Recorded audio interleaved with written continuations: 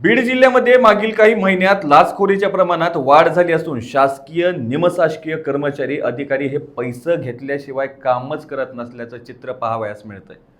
अशा लाचखोरांवर लाचलुचपत प्रतिबंधक विभाग कारवाई करत असून देखील लाचखोरीचं प्रमाण काही कमी होताना दिसत नाही।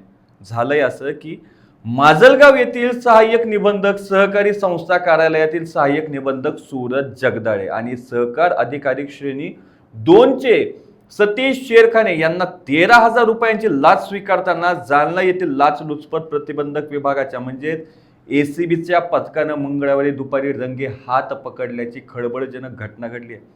मिळालेल्या माहितीनुसार तक्रारदाराकडून सावकारी परवाना म्हणजेच लायसन मंजूर करून देण्यासाठी दोन्ही अधिकाऱ्यांनी 13,000 रुपयांच्या लाचेची मागणी केली।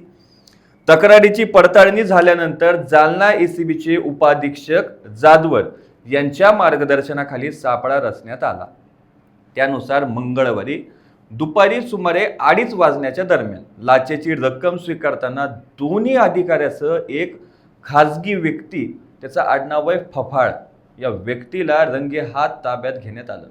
कारवाईनंतर तिन्ही आरोपींविरुद्ध गुन्हा दाखल करण्याची प्रक्रिया सुरू असून पुढील तपास एसीबी कडून करण्यात येते। दरम्यान बीड जिल्ह्यात सध्या अलीकडच्या काळात लाचखोरीच्या प्रकरणांमध्ये वाढ होत असल्याचं चित्र दिसून येते।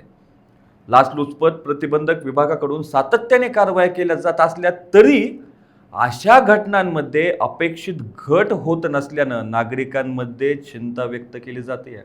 अशाच ताज्या अपडेटसाठी लोकांच्या टीव्हीला सबस्क्राईब करा आणि लाईक करायला विसरू नका।